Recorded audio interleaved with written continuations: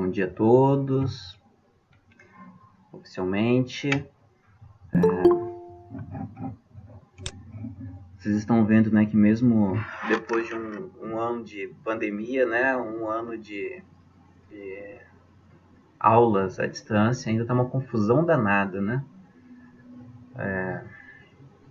Como eu tinha dito, a plataforma, aqui em Niterói a prefeitura inaugurou a plataforma e ninguém sabe usar a plataforma ainda, né? Ano passado as reuniões eram pro Google Meet e a gente tinha que ir na escola buscar a apostila para as crianças fazerem em casa, né? Mas agora esse ano eles resolveram fazer tudo online. Enfim, mas ninguém sabe usar o bagulho, né? Avisaram que ia começar hoje as aulas e agora eu entrei aqui na plataforma, os professores estão discutindo como é que usa as coisas ainda. Faz parte, né? Sigamos, nós que já estamos acostumados. Acostumados, mas não gostando, né? Diga-se de passagem. Bom, hoje eu vou falar sobre continuar o Descartes, vou encerrar, né? E aí semana que vem a gente muda de assunto. Então, na última aula eu falei para vocês sobre o método cartesiano e de como o Descartes ele muda a filosofia, né, ao mudar a pergunta filosófica. Os filósofos até a época do Descartes se perguntavam sobre o que era a verdade, né, o que era a realidade, como a gente faz para separar o verdadeiro do falso, o real do aparente. E o Descartes ele diz que antes de se fazer a pergunta pela verdade, a gente tem que se perguntar como chegar até ela, como é possível chegar até a verdade. Porque os filósofos, até a época do Descartes, não concordavam a respeito do que era o conhecimento verdadeiro ou não. Algumas menções frequentes dos filósofos incluem Platão, Sócrates, entre outras. Google Assistente, querendo participar da aula. Então, os filósofos até a época do Descartes não concordavam a respeito do que era a verdade e enfim, né? Mas todos eles diziam buscar a verdade. Então, o Descartes ele vai partir para outro projeto, que é se questionar sobre o método para chegar até a verdade. E aí se contrapor a um tipo de filosofia, o ceticismo, que a gente viu ano passado, quando estudou os sofistas. Lembra quando a gente viu que os sofistas eles eram relativistas, eles eram céticos? E o ceticismo é uma filosofia que diz que não é possível conhecer a verdade, né? Ou porque a verdade não existe, ou porque a nossa razão não tem condições de alcançá-la. Para o ceticismo, tudo que a gente tem é a dúvida, porque para cada afirmação sobre alguma coisa, nós temos uma afirmação contrária. Então, por exemplo, a nossa razão ela é capaz tanto de afirmar que Deus existe, como afirmar que Deus não existe. A gente consegue encontrar provas racionais de que Deus existe e provas racionais de que Deus não existe. Então, diante disso, fica a dúvida, segundo os céticos. Então, o Descartes, na tentativa de superar o ceticismo, ele vai buscar então um método que, segundo ele, será capaz de mostrar para a gente uma verdade que é indubitável, né? Indubitável.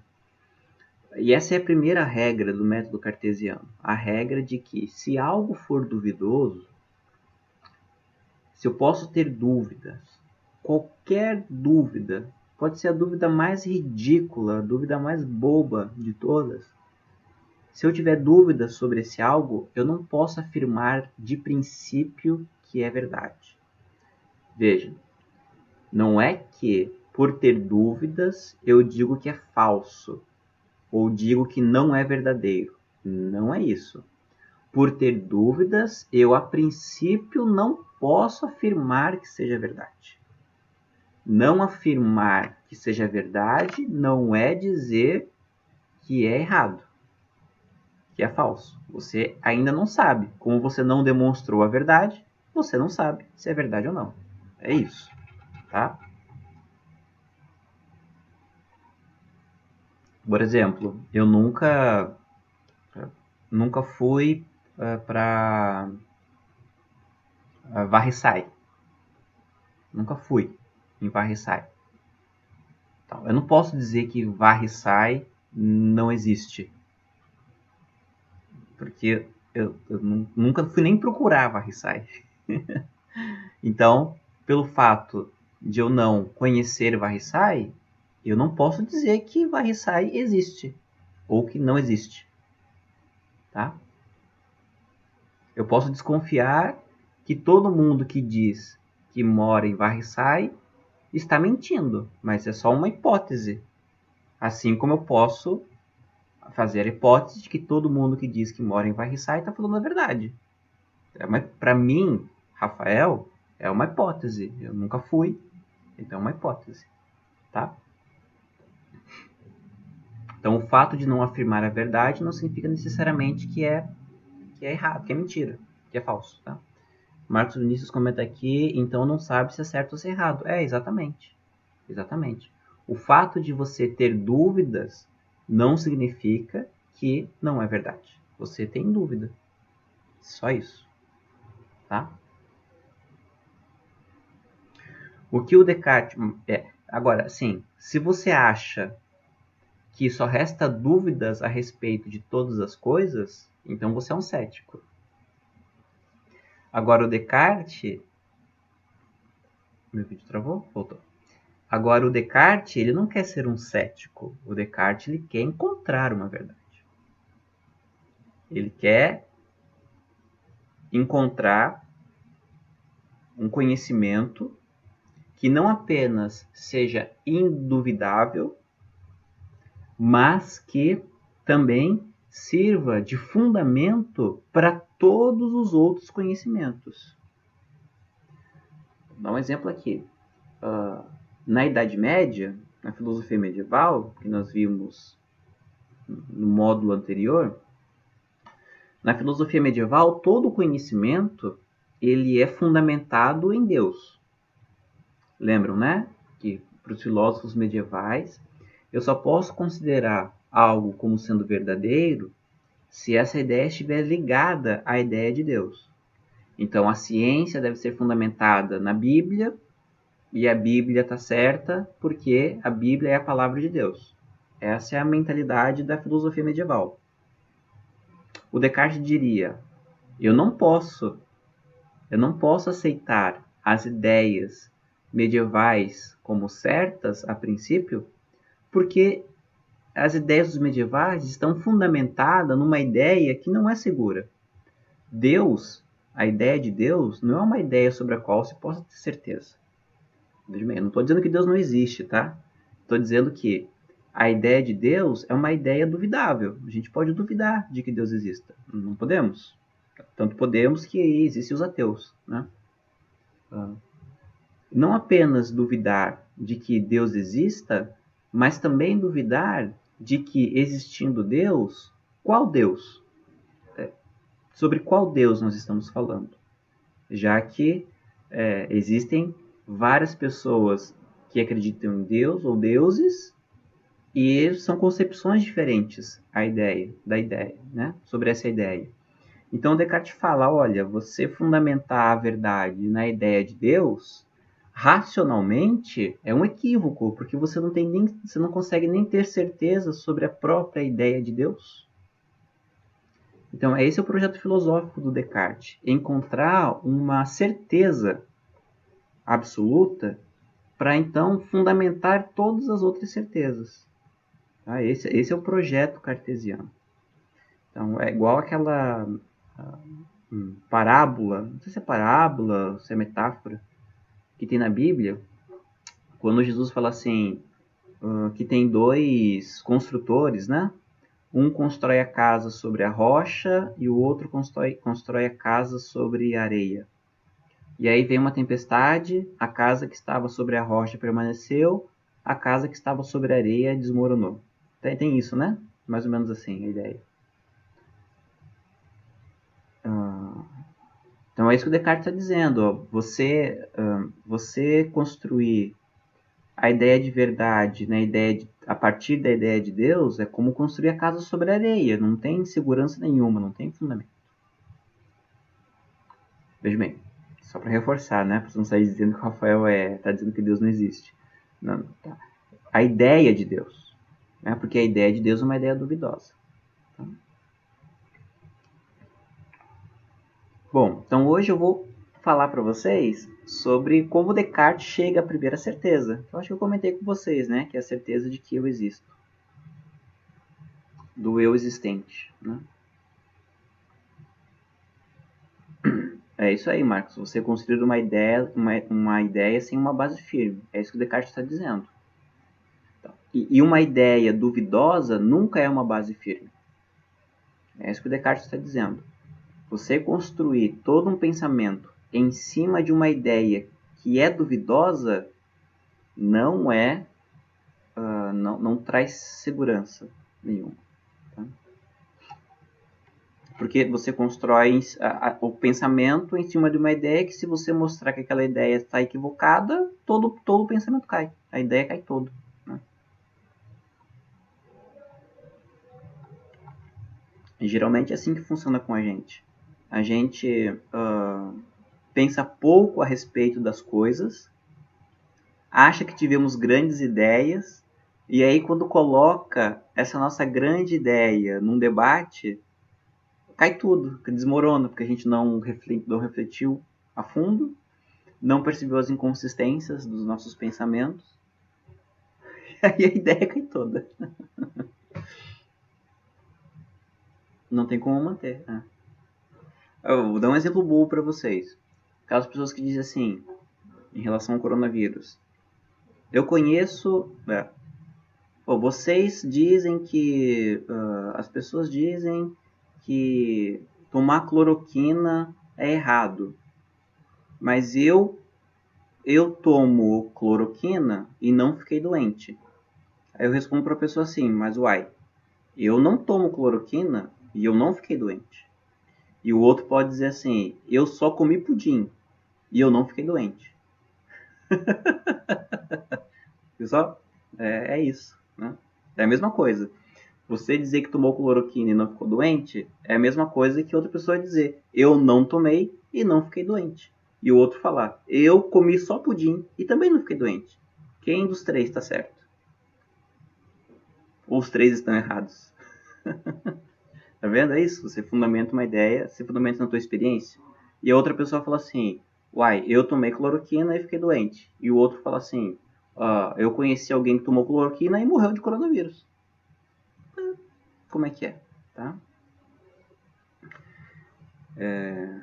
Mas de fato, cloroquina não funciona, essa é a verdade. Né? Para o coronavírus, ela não previne. Tá? Assim como a vacina também não previne que você não pegar. A vacina previne que você não morra do coronavírus. É essa a ideia da vacina. Que tem pessoas já dizendo, as pessoas estão vacinando, estão ficando doentes. Claro, porque a vacina não serve para você não ficar doente. A vacina serve para você não morrer do coronavírus. Você pode pegar o coronavírus, só que a vacina ameniza os problemas que você pode ter com o coronavírus. É igual a vacina da gripe. Você toma a vacina, as chances de você não ficar gripado é grande, mas a vacina não salva você da gripe. Tá? Essa é a ideia dessa vacina. Tem vacinas que previnem totalmente, por exemplo, a vacina do sarampo. Você toma a vacina, você nunca mais pega sarampo. Mas tem vacinas que ajudam você a, se ficar doente, não sofrer tanto com a doença. Tá? Então é importante ficar claro isso. Pelo amor de Deus, vocês que estão estudando biologia, Ensinem as pessoas, por favor. Tá? Mas voltando para Descartes. Então é isso, o Descartes quer encontrar uma ideia que não seja passível de dúvidas. E aí, a partir dessa ideia, construir todas as outras. Então o Descartes ele coloca esse raciocínio num livro chamado Meditações Metafísicas, que é o principal livro da filosofia do Descartes. Lembrando, né, que o Descartes ele não era só filósofo, ele era matemático também, né? Vocês conhecem ele pelas ideias do plano cartesiano na matemática. Então, o principal livro filosófico do Descartes é Meditações Metafísicas. E lá, então, ele aplica o seu método e não apenas demonstra uma verdade indubitável, como prova que as outras ideias também são verdadeiras. Eu vou falar desse percurso um pouquinho com vocês, e eu também vou deixar todos esses argumentos na plataforma para vocês conhecerem, tá? Então, a primeira ideia que o Descartes coloca em questão é a ideia do conhecimento que vem pelos sentidos, né? O conhecimento que vem pela visão, audição, tato, paladar e olfato. Será que a gente pode tomar esses conhecimentos oriundos pelos sentidos como sendo conhecimentos verdadeiros? A princípio, Descartes vai dizer que não. Não. A gente não pode tomar as ideias que vêm pelos sentidos como sendo verdadeiras, porque os sentidos nos enganam. A nossa visão nos engana, nosso tato, nosso olfato, nosso paladar, eles nos enganam muitas vezes. Sim, a gente tem conhecimentos verdadeiros vindo dos sentidos, mas também nós temos impressões equivocadas vindo dos sentidos. Vou dar um exemplo aqui para vocês. Vou mostrar uma imagem aqui para vocês, e vocês me falem sobre ela.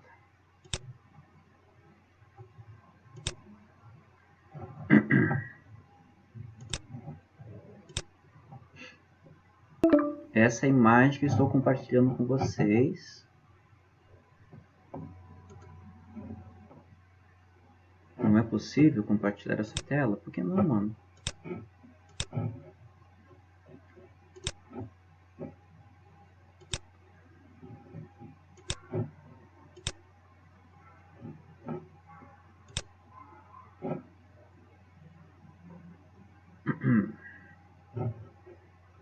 Vocês estão vendo a imagem? Sim, Rafael. A imagem, ela está em movimento ou está parada? Conforme vocês estão vendo, tá? Está em movimento. O Gabriel diz. Sim. Movimento.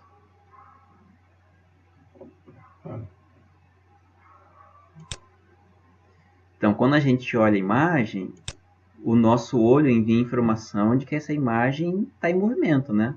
Mas é como o Marcos no início falou. A gente sabe que está parada. A nossa razão diz que a imagem está parada, mas o nosso olho vem em movimento. Tá dando enjoo já, então para de olhar, Kaique. Não vai vomitar na tela do computador, não. Vou parar aqui. Parei. Pronto, salvei. Né? Então é isso. A nossa razão sabe que está parada a imagem, mas o nosso olho vê o negócio em movimento. O nome disso é ilusão de ótica, né? É igual a ideia da refração. Cadê aqui? Deixa eu pegar aqui uma coisa reta.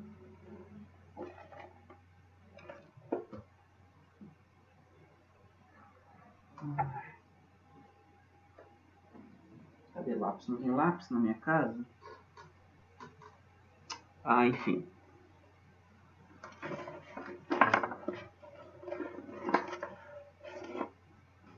Só um pouquinho.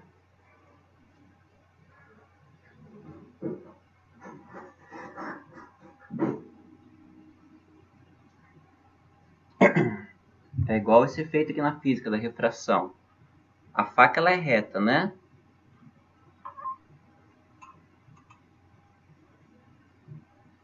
Tem que ter mais água. Não funcionou. Não funcionou, eu só estraguei minha água. Mas é o efeito da refração, né? Quando você coloca um objeto reto dentro da água, parece que ele se curva, né? Funcionou mais ou menos? Tá um pouquinho curvo, né? É que tem pouca água, tinha que ter mais água aqui para funcionar. Mas olha aí, parece que a faca tá torta, né? O nome é refração. Então, tipo assim, a água não entortou a faca, mas o nosso olho vê uma curvatura. Então o que o Descartes fala? Olha, se o nosso olho... Isso também tem esse efeito, né? Tem aquele efeito de você ficar balançando assim, e aí parece que o lápis é de borracha, né? Parece que ele tá molenga. Né?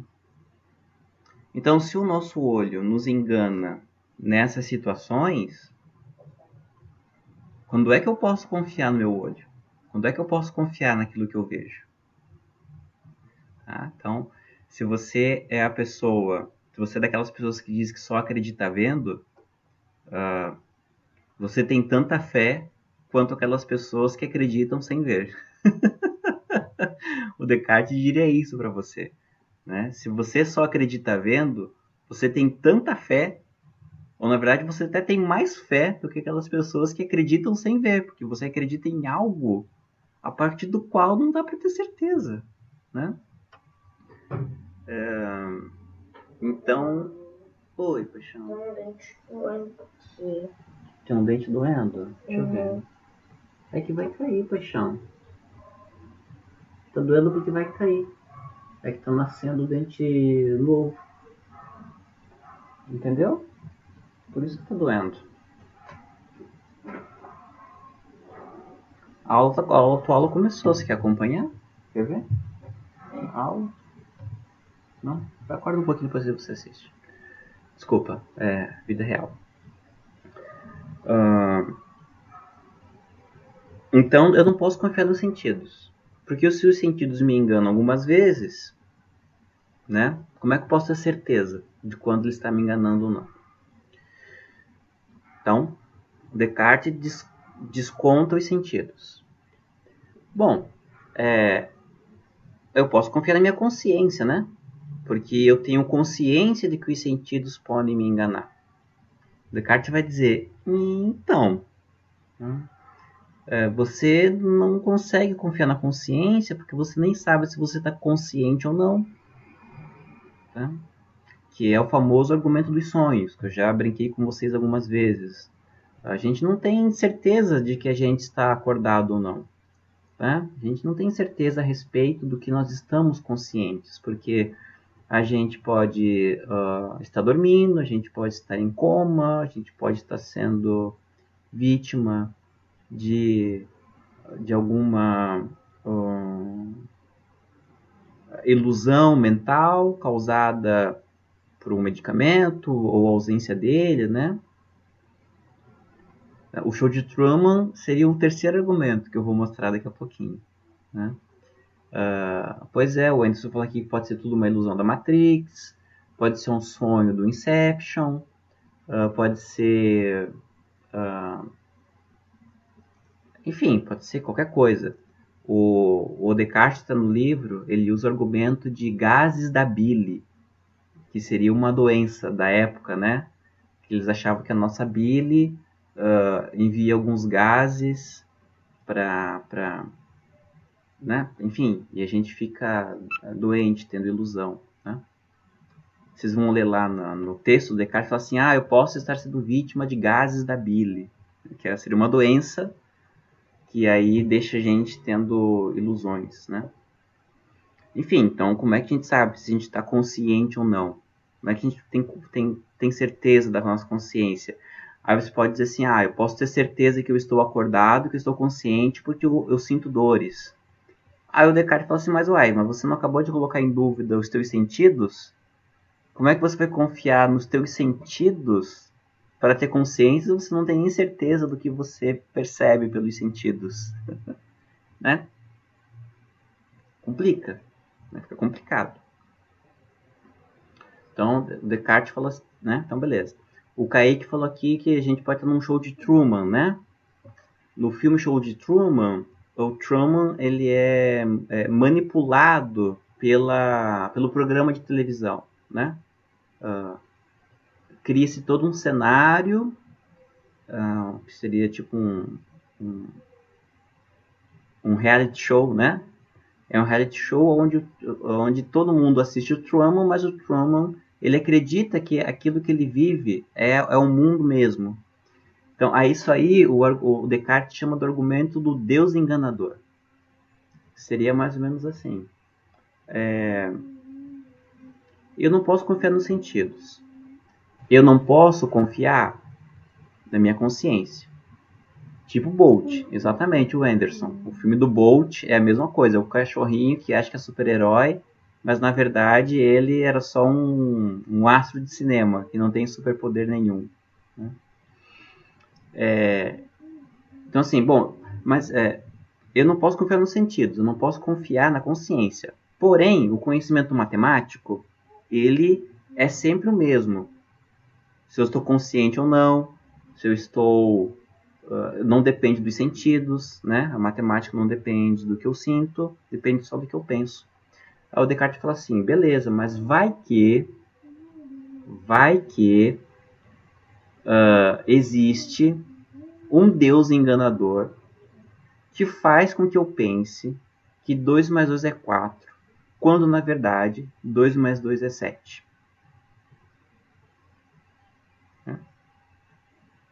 Vai que exista um gênio maligno, que é um Deus enganador, que faz com que eu ache que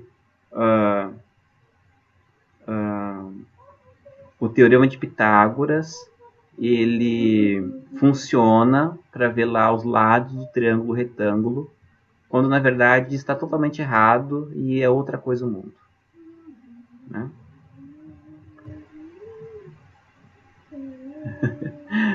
Então, Pedro, ele está procurando uma certeza, né?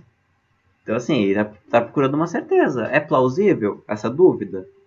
Pô, é plausível, né? Que exista alguma coisa, um ser superior que está trollando a gente. Porque se Deus for brasileiro, ele zoa, né? Assim, as pessoas dizem, Deus é brasileiro. Caraca, eu não gostaria que Deus fosse brasileiro, porque se ele é brasileiro, ele zoa tudo. Né? Então eu prefiro que Deus seja alemão, seja, sei lá, inglês, né? Tem um senso de humor diferente. Tá?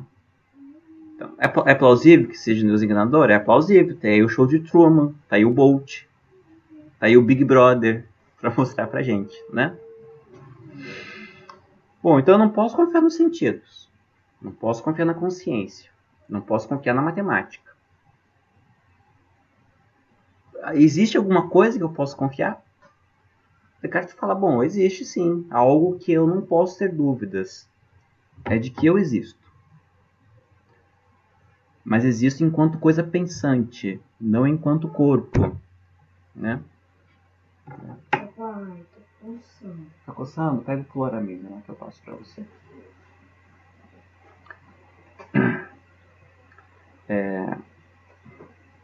A certeza de que eu existo enquanto coisa pensante.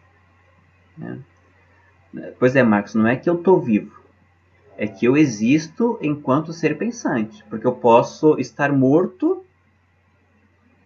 e tendo consciência. Né? Não é isso que os espíritas apregoam? Que mesmo depois que você morreu, então você ainda continua tendo consciência, mesmo depois de morto. Né? Então, não é que você está vivo, é que você pensa. Porque assim, para eu duvidar de que eu existo, eu preciso pensar. E para pensar, eu preciso existir. Né? Então, na medida em que eu duvido da minha existência, eu demonstro que eu existo. Porque para eu duvidar, eu preciso existir. Não tem como eu duvidar sem existir. Aonde? Só um pouquinho, deixa eu passar aqui. Meu Deus, paixão, quanta mordida de mosquito. Que isso? Eu não senti pernilongo não essa noite. Sim. Meu Deus. Você não... Como é que você não sentiu? Ué, eles não me morderam, não ouvi nem barulho. Caraca, quanta mordida de mosquito. Poxa vida. Eu ouvi dois. Nossa, não me falou nada. Vai mosquito. Poxa vida, eu não ouvi então. Peguei no sono muito rápido. Foi mal. Vai passar agora com você. Vai lá tomar uma aguinha, fazer o xixi. Vai lá.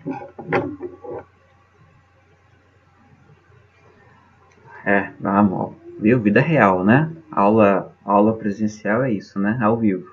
Aula ao vivo e vida ao vivo.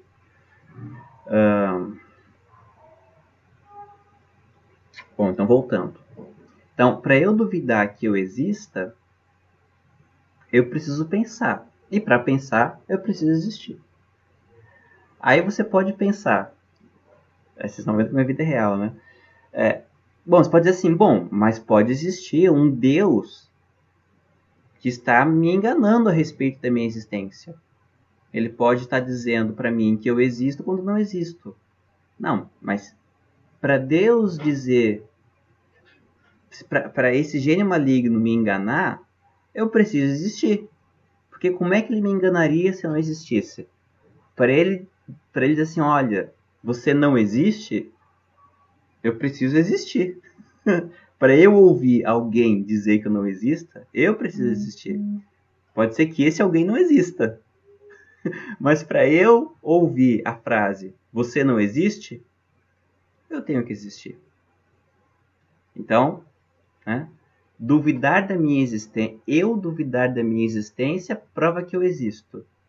Eu pensar que alguém está dizendo para mim que eu não existo, prova que eu existo. Então, a primeira certeza da minha existência, a primeira certeza que eu tenho é a existência da minha afirmação. Pois é, no caso, Anderson, a tentativa de duvidar da minha existência afirma que eu existo. É exatamente isso. Né? A dúvida, a tentativa de demonstrar que eu não existo, sempre prova que eu existo. Então, a minha existência é a primeira certeza. A minha existência enquanto ser pensante, tá? Não enquanto ser corporal. É isso que o Descartes deixa bem evidente, assim, né? Eu sou um ser pensante. Antes de tudo, eu sou um ser pensante. Eu sou um algo pensante. Eu sou alguma coisa que pensa. Agora, o que é esse algo que pensa? Aí o Descartes vai afirmar posteriormente. Mas, a princípio, eu sou alguma coisa que pensa. Eu sou uma res cogitam, que ele fala em latim, né? Uma coisa pensante. E é daí que vem a frase, ou é aí que o Descartes conclui a frase, penso, logo existo. Se eu penso, então eu existo. Eu sei que eu existo porque eu penso. Porque só é possível o pensamento por causa da existência. Se eu não existisse, como é que eu teria como concluir que eu não quer dizer, se eu não existisse, não seria possível o pensamento, né? Não é o pensamento que torna possível a existência, tá? Porque senão, para eu demonstrar que a pedra existe, eu teria que demonstrar que a pedra pensa. Não é isso que o Descartes fala, tá? Ou mesmo porque o Descartes ele acha que os animais que a gente olha e acha que há algum grau de pensamento, o Descartes acha que os animais não pensam, são máquinas vazias, são computadores, digamos assim. Os animais não pensam, segundo Descartes, eles são seres sem alma. Então não é o pensamento que dá existência às coisas. O que o Descartes está dizendo é que o meu pensamento prova que eu existo. Tá? É isso que ele fala. Não é o pensamento que dá existência, mas é o meu pensamento que afirma para mim que eu existo. Então, penso, logo existo. Né? O fato de pensar mostra que minha existência. Então, beleza. Parece que eu encontrei aí um fundamento seguro para afirmar algumas coisas. Né? Parece que a primeira verdade absoluta é essa. É a verdade da minha existência. Né? Pois é, você pensa, logo se perde. Né? E o Marcos comentou aqui, né? Penso, logo me perco. É por aí mesmo, né? Mas o fato de você estar perdido mostra que você está em algum lugar. Olha que legal, né? O fato de você perceber que você está perdido já mostra que você está em algum lugar. Isso já é maravilhoso, né? Já é muito bom. Então tá.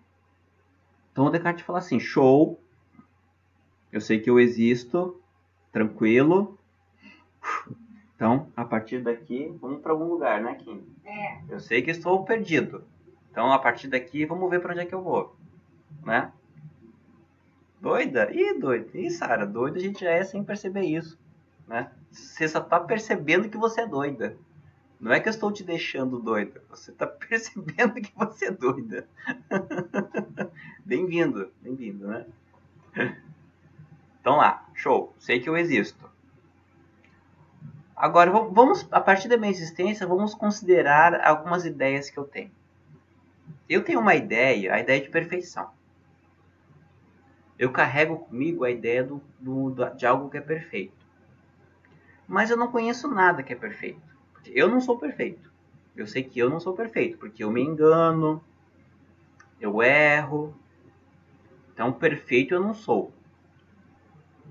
Tudo aquilo que eu conheço, eu nem tenho certeza de que existem essas coisas. Então, como é que essas coisas podem ser perfeitas, se eu nem sei se elas existem? Mas para algo ser perfeito, o perfeito tem que existir. E aqui o Descartes usa o recurso do Santo Anselmo. Lembra quando Santo Anselmo dizia de que Deus é um ser perfeito e Deus tem que existir, porque para ser perfeito tem que existir? Porque se não existe, não é perfeito. É igual o unicórnio. Nossa, o unicórnio é maravilhoso. Ele é dócil, ele é fofinho, ele é bonito. Quando ele caminha, ele deixa rastros de arco-íris. Mas o unicórnio só tem um problema. Ele não existe.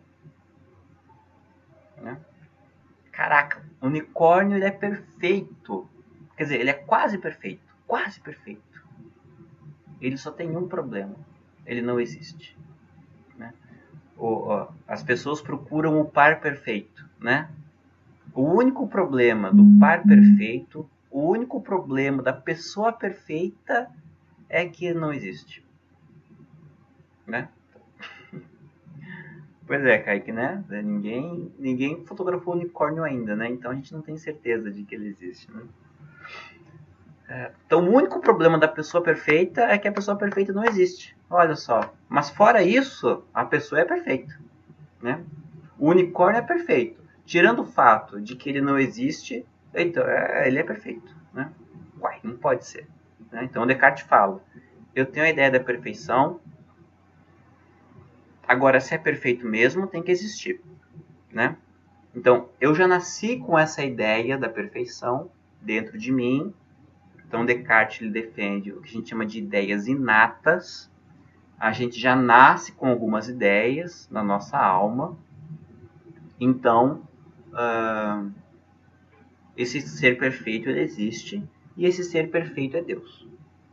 Então, o Descartes vai dizer que Deus existe, né? A certeza da existência de Deus se dá pelo fato de que eu tenho em mim o conhecimento da perfeição e eu sei que essa ideia da perfeição ela está correta porque eu sei que eu existo. Então, eu carregar essa ideia da perfeição em mim, que eu existo, né? A ideia de perfeição me leva a concluir que algo perfeito existe. Então, eu sei que Deus existe porque eu tenho a ideia da perfeição vinculada à minha existência. Se eu não sou perfeito e o perfeito existe, eu não sou o perfeito, então o perfeito é algo que está fora de mim. E esse fora de mim, então, seria Deus. Tá? Então, Deus existe. Ufa! Então, eu sei que Deus existe porque eu sei que eu existo. Olha, é o contrário dos medievais. Um medieval dizia, eu sei que eu existo porque eu sei que Deus existe. O argumento do Descartes é o contrário. Eu sei que Deus existe porque eu sei que eu existo. Tá? Bom, se Deus é perfeito, então Deus não me engana. Deus não é um Deus enganador, não é um gênio maligno. Então eu posso confiar que o corpo que eu penso que Deus me deu, ele realmente existe, porque Deus não é um Deus enganador. Porque se Deus enganasse, Deus não seria perfeito. Né? Pelo fato de Deus ser perfeito, é impossível que ele me engane, porque ele não se engana. Né? Então, eu sei que o meu corpo existe, porque eu sei que Deus existe e é perfeito, e eu sei que Deus existe e é perfeito, porque eu tenho uma ideia de perfeição, sendo que essa ideia não corresponde a mim. Então, eu existo, o perfeito existe, pelo fato do perfeito existir, ele não me engana a respeito de outras coisas. E José me pergunta aqui para eu falar sobre religião, sobre a religião ser cultura de cada país. Por exemplo, se eu fosse japonês, eu seria shintoísta. Não necessariamente, né? Existem japoneses que são cristãos. Assim como nós temos brasileiros que são cristãos, mas também são das religiões afro, né? Assim como são luteranos. Pai, Oi, paixão. eu adorei esse carregador. Muito bom esse carregador, né?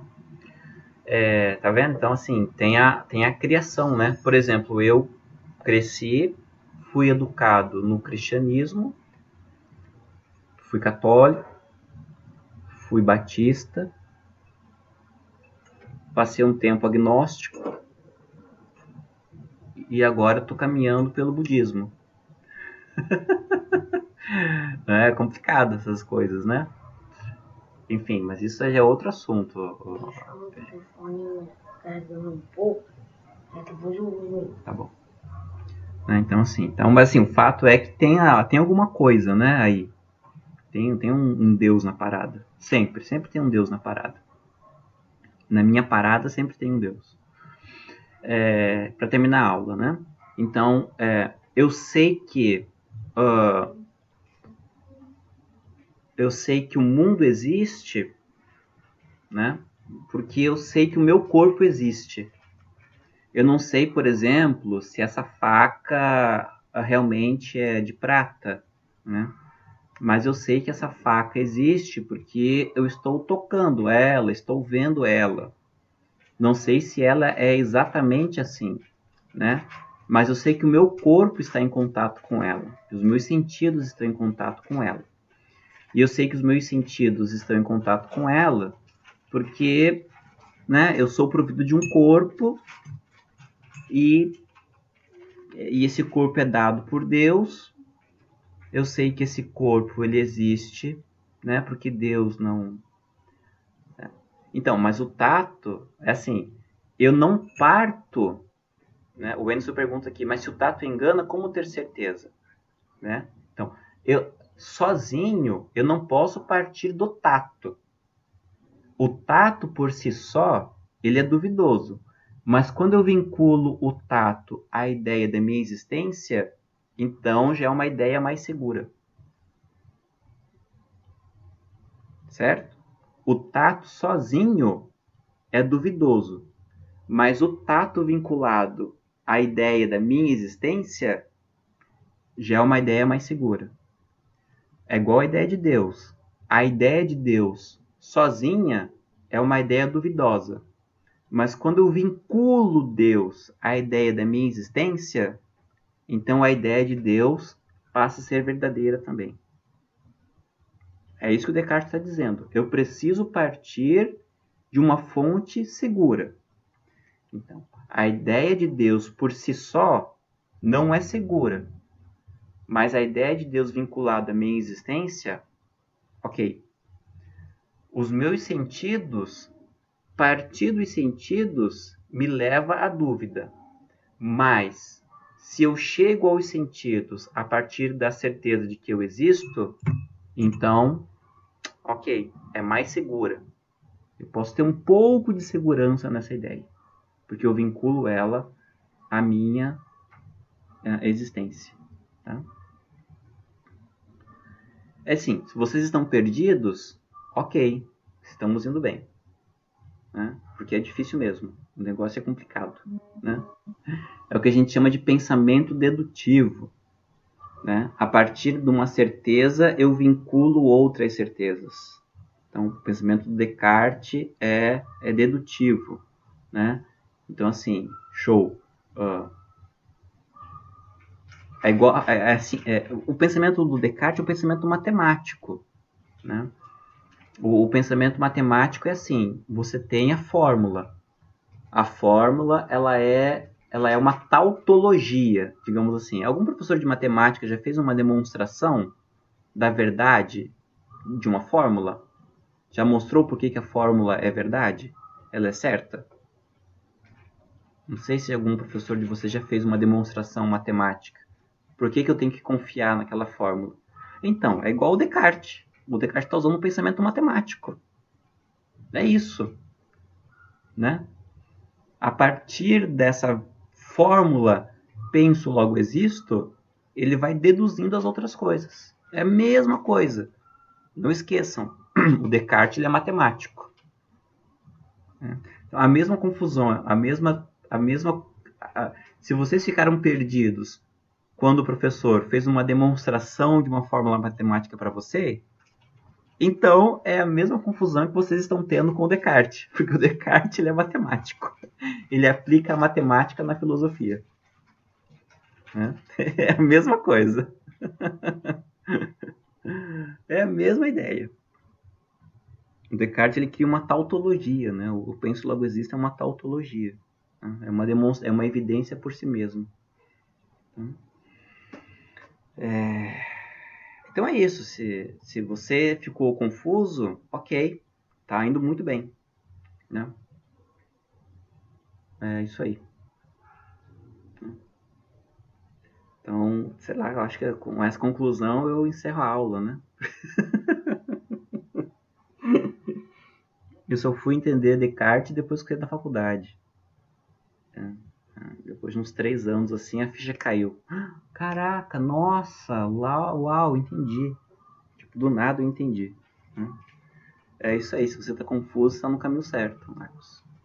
É isso mesmo. Bom, então semana que vem... O vídeo travou? Voltou?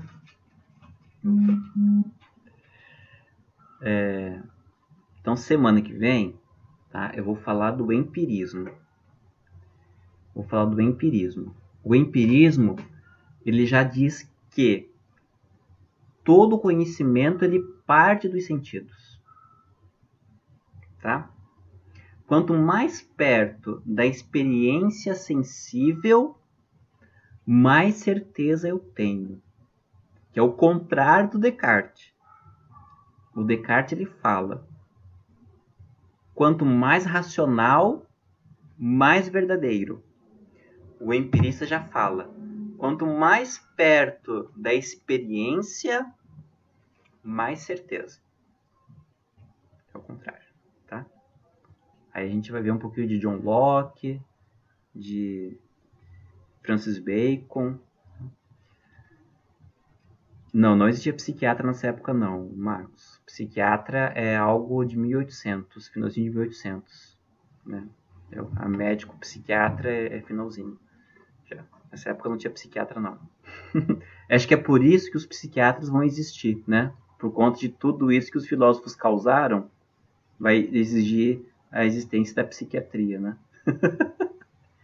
Bom, e detalhe, né? Porque o psiquiatra, ele acha que as confusões mentais são problemas biológicos, que é diferente do psicanalista, que diz que os problemas biológicos são problemas mentais. Tá? O psiquiatra defende que todo problema psíquico tem um fundo biológico. O psicólogo e o psicanalista já dizem que não, que boa parte dos problemas biológicos são problemas emocionais, mentais, né? Que são problemas psicossomáticos. A gente adoece emocionalmente e aí esses problemas emocionais, eles têm como consequência doenças. O psiquiatra não. O psiquiatra já diz que os problemas emocionais, eles são problemas biológicos, de ordem biológica. Então até aí nessa área tem briga, tem divergência. Mas enfim, já falei demais. 11 horas já. Tem que fazer o almoço aqui para esse garotinho que acordou atrasado para a aula dele. Semana que vem a gente se encontra. Eu acho que não. Acaba meio-dia a tua aula. Ok, gente. Então, por favor, se vocês fiquem perdidos, não se percam totalmente e encontrem o caminho da nossa aula na semana que vem. Tá bom? Se cuidem. Tchau, tchau. Tchau. Deu tchau pra eles também? Namastê. Namastê. Namastê.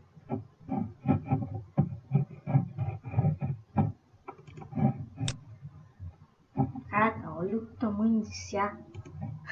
Você viu o tamanho da letra A? Tava toda... Tava gigante.